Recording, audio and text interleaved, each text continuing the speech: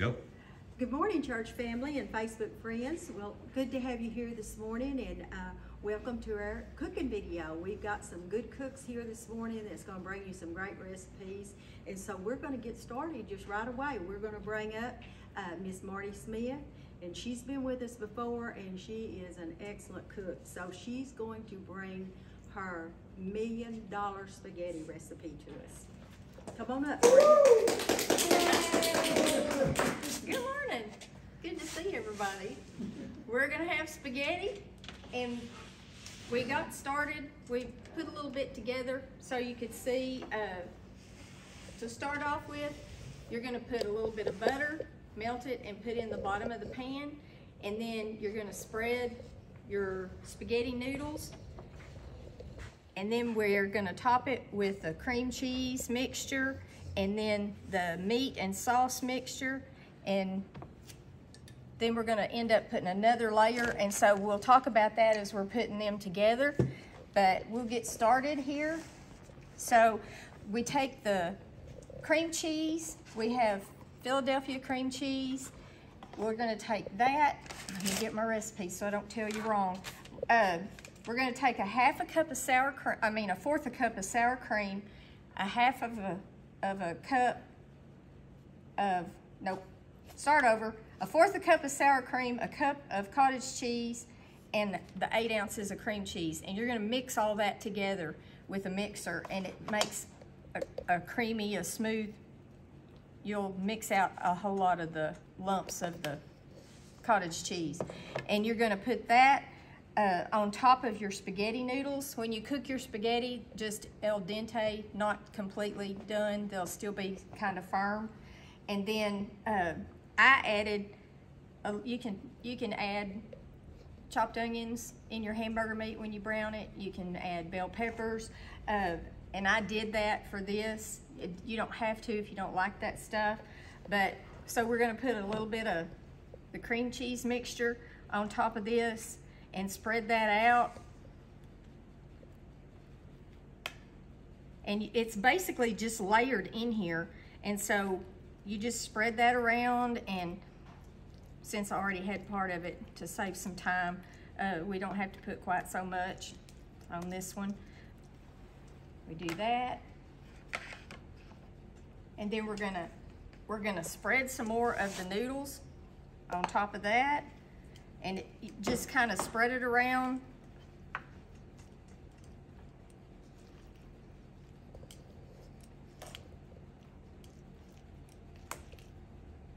Super duper easy, and it feeds quite a few.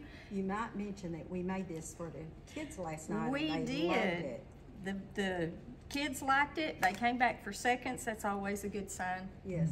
Better than, ew, we don't eat that. Yeah.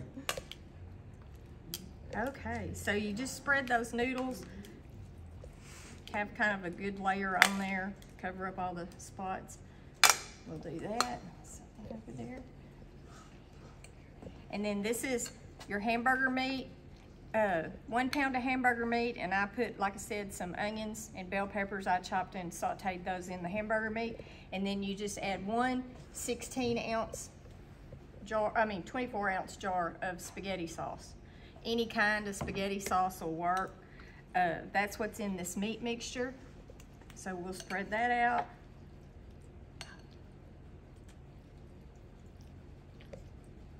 Make it good and meaty.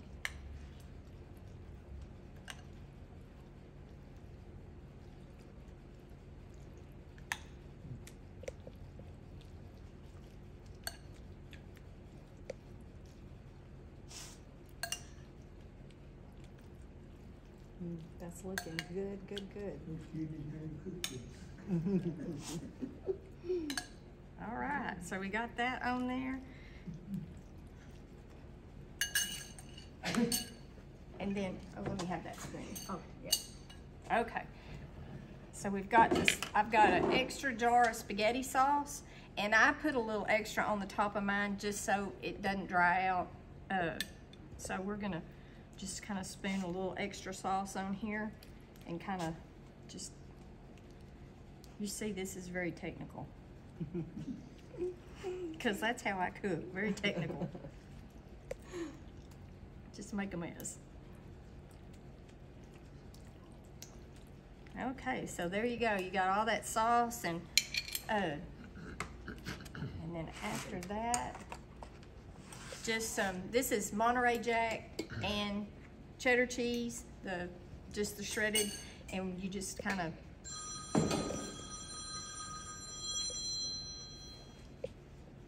put that over the top.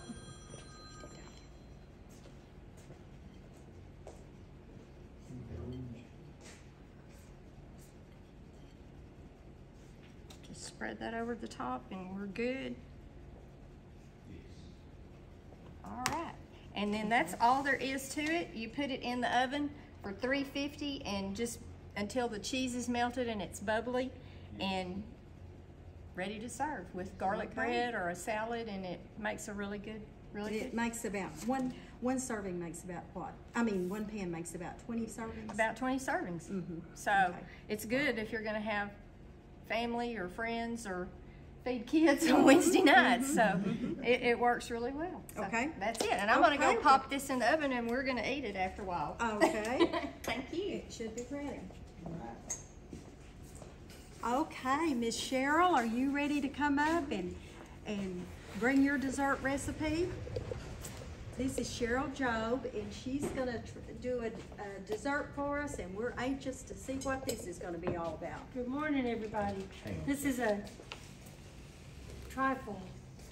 I'm gonna put cut up pieces of cake. This is angel food cake. Just gonna put some of it in the bottom of the bowl.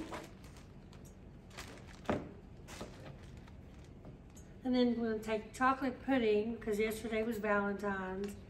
So you could use instant pudding, you can make homemade pudding, whatever kind you like. Just kind of layer it like that.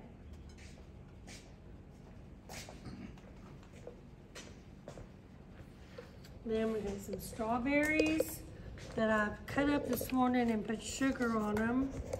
I can get it open.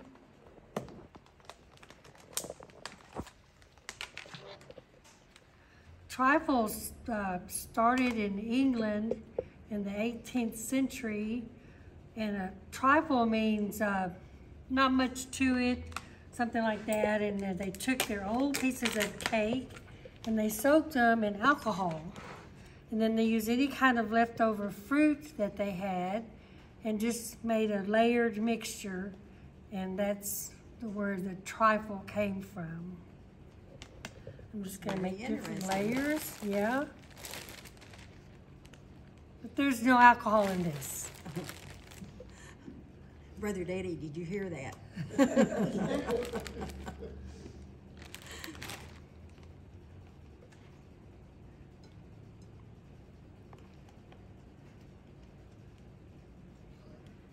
Oh, that looks good. This would have and been you good. Could probably use just about any kind of I've done a lemon. I've done a with the lemon pudding and blueberries, and that's you could do any kind of fruit, any kind of cake that you like.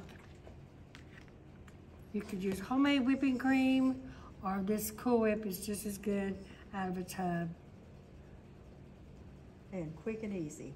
And if you take your time, you can make it in a prettier, clearer glass bowl and see the different layers.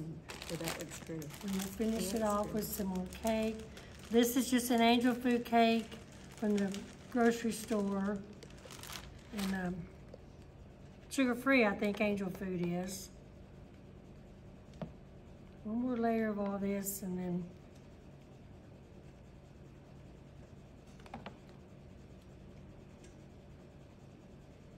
now, was that just one box of instant pudding? This was 2 boxes of instant pudding. You can make your homemade pudding if you'd like, which is probably a little bit better, but this is quick and easy.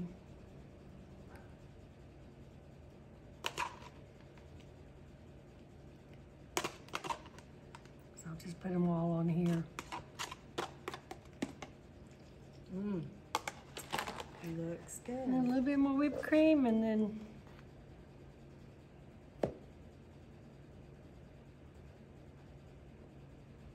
Okay, that's Looks it. delicious. Looks delicious. Well, we'll put this in the refrigerator. Okay. And we'll get to sample this in a few minutes. Okay. I'll let Miss Marty take it and put it in the refrigerator.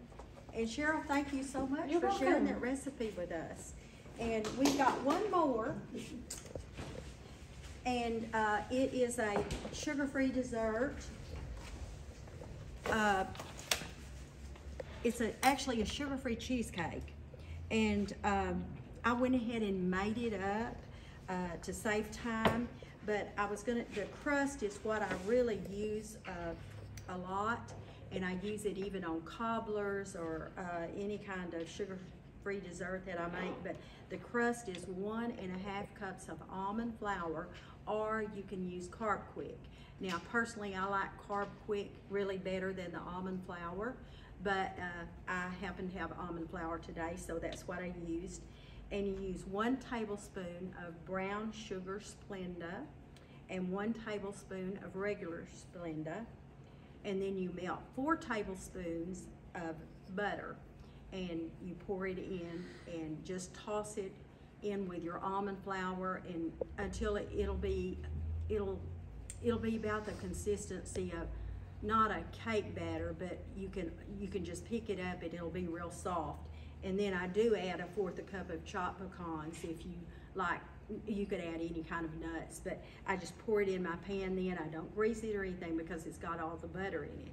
And you just press it, take your hands and press it down and put it in the oven and bake it. For this one last night, I baked in a 350-degree oven for 15 minutes.